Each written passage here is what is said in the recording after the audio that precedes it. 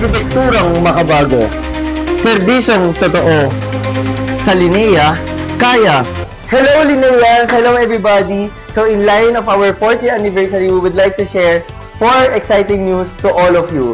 So kahapon, which is i-explain mamaya ni Architect AC, we just officially launched our website on this special vlog.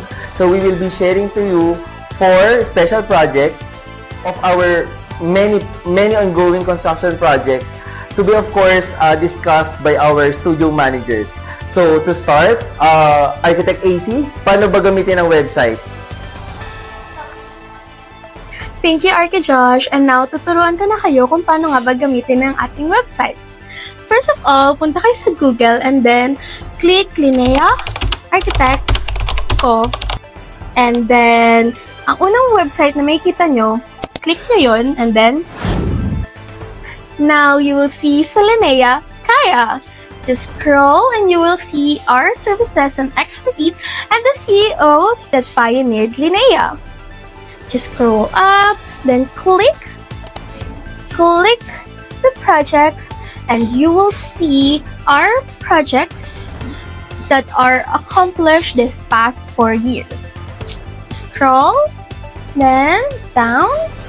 Next is the services. Click services, and you will see our services and expertise that we guaranteed to be accomplished in excellence. Scroll up. Then, if you're really curious about us, just click the word about and you will learn more about the Linea family. And next is contact us. If you want to know more, just contact us at linea-architects.com. Sa Linea, kaya!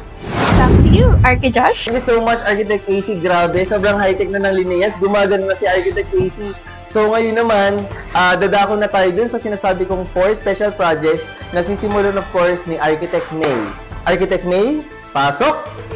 So ayan, thank you Architect Josh. Ngayon, nandito tayo sa Project 1. Una-muna magpapakilala muna ako. I'm Architect May. Ako yung nag-handle na itong Project 1 dito sa Quezon City. So, yung scope of work natin dito is more on exterior renovation. Tara, pasok tayo.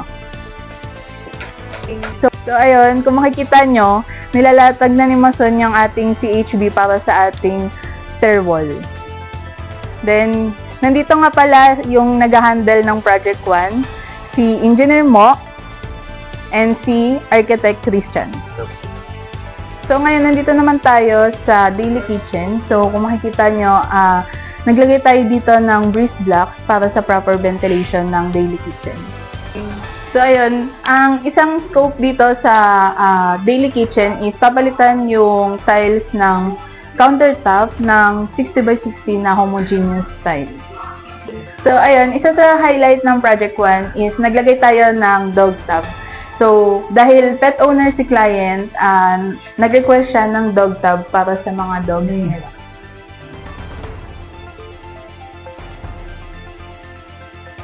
So ayun, yun muna yung onting pasilip natin dito sa Project 1. So once again, I would like to greet Linea Architects ko. Happy 4th anniversary. And dako naman tayo sa Project 2 kay Engineer Bry and Architect Luigi. So hi Archie May, thank you. Pasensya na ako lang muna ngayon kasi mamaya niyo pa meet si Archie Luigi kasi ando siya ngayon sa taas. So nga pala ako si Engineer Bry, isa sa mga site engineer ng ating Quezon project. So tara, pasukin natin. Teka lang kailangan pala muna natin magsuot syempre ng hard hat. So yun guys, pagpasok sa site natin, ang bubungad sa atin ngayon ay ang ating temporary office which is nasa loob ng ating site. Then itong area na to is ito yung garage ng ating 2-story project. Then tara, pasok tayo. Kung makikita nyo is puro pa lang tayo bare or nasa structural phase pa lang tayo. Then patapos naman na tayo sa ating structural. Then for the next month or next week is papasok na tayo sa ating architectural phase. Then ongoing na rin yung ating room and yung ating mga plastering works. So guys, so dito tayo ngayon sa ating lanai area which is ito ang ating entrance sa papunta sa ating dining na full glass siya hanggang sa itaas. Then kung makikita nyo sa taas, andun si Archie Luigi. Ayun, no? Good day everyone. Again, ako si Architect Luigi. Isa ako sa nag-handle ng project na to. Kanina, na-explain sa inyo ni Engineer Brian kung anong status or kung anong phase na natin sa project na to. And then, ngayon, ang i-discuss ko naman is kung ano ang connection ng construction and then sa design nito or sa turnover kay client.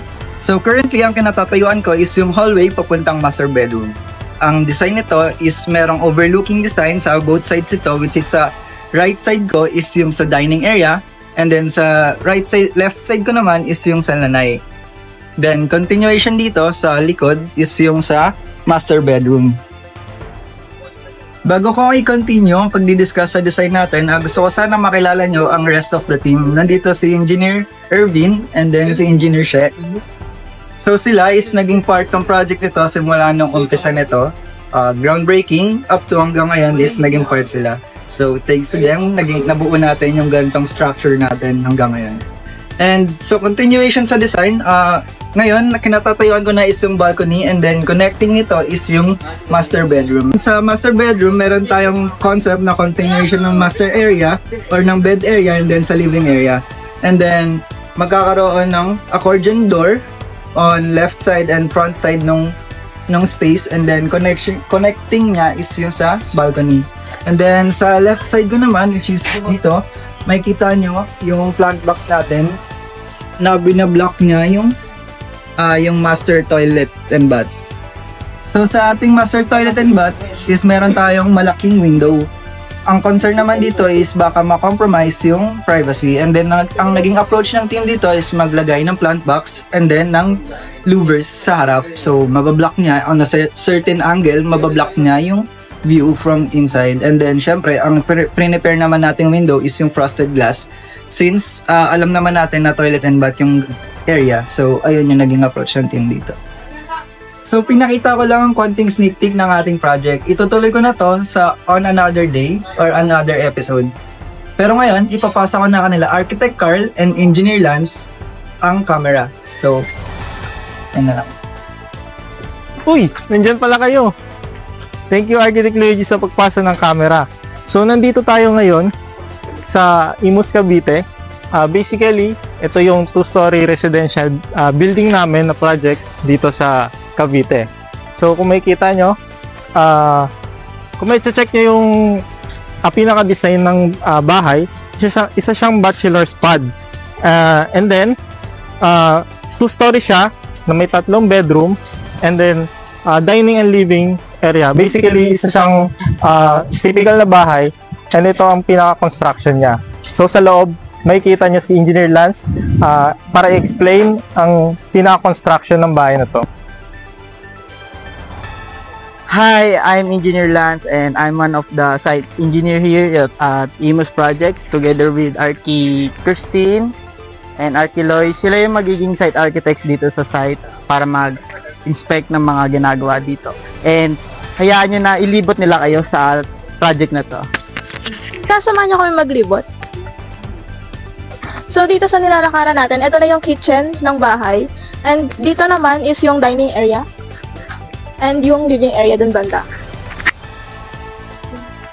Okay, dito naman po sa katabi po ng dining area is yung ating hagdan. And sa ilalim po ng ating hagdan is yung storage room. Katabi po ng hagdan is yung main door na. And unang pagpasok po is makikita nyo na po agad yung foyer or foyer. Dito po, nandito rin po ang ating powder room. So, back to you. Ay, salamat Archie Lois. Ngayon, babanggit ko kung ano nga bang sitwasyon ng ating site. Kung ililibot mo ang camera ngayon nasa CHB laying tayo sa ground floor. And kung makikita nyo, may mga forma na rin yung ating mga column. Ngayon araw ay bubuhusan yan. And sa part na gawin ito, ay nag-start na rin tayo mag-plumbing. Kitchen natin, sinisimulan na rin na mag-plumbing. Kung makikita nyo rin sa bandang kaliwa, yan yung stairs, nakaabang na. And kung makikita nyo, may mga guidelines tayo para sa ating CHB laying. So, yun pa naman so far ang nangyayari dito sa Imus Project. And mind you na ang project na to ay unahin namin is slab on grid. Gawa nga ng sa panahon ngayon ay maulan, kaya kailangan mauna yung ground para hindi malambot ang lupa. Back to you, Studio 1, kay Engineer Charlotte. Ayun, thank you Engineer Lance for passing the phone.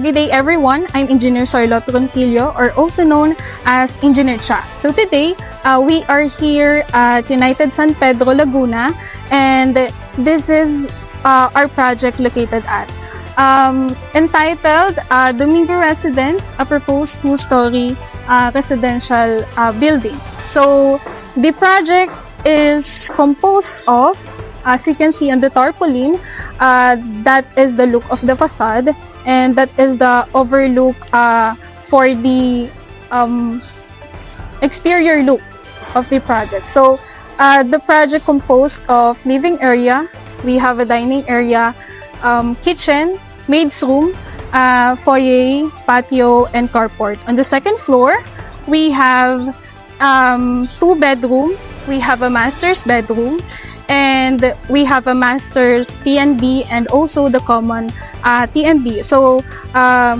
upon discussion, it was a typical house for a 2-story building. So ayun, tara at so hi everyone, this is the construction phase of this project. So tara, ayun. So on this floor, natapos na tayo for buhos ng mga column natin for mismong bahay. Then, as you can see, nakapag-hollow blocks na din tayo.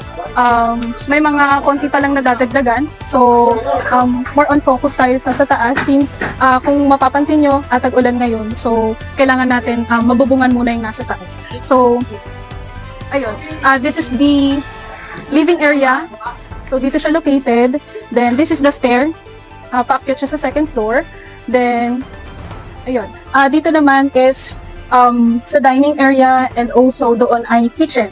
So, medyo madami lang nangyayari sa site since it is a construction phase, and also this is where the workers din na tumitira. So, nagiging barracks din nila yung mismong site.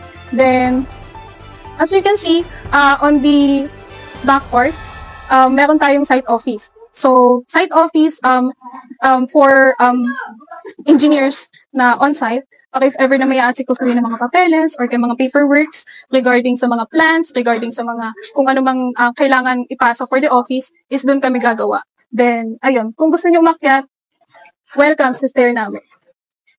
So, hi everyone, this is the second floor of the project. So, as you can see, this is the skylight. So, glass railing siya.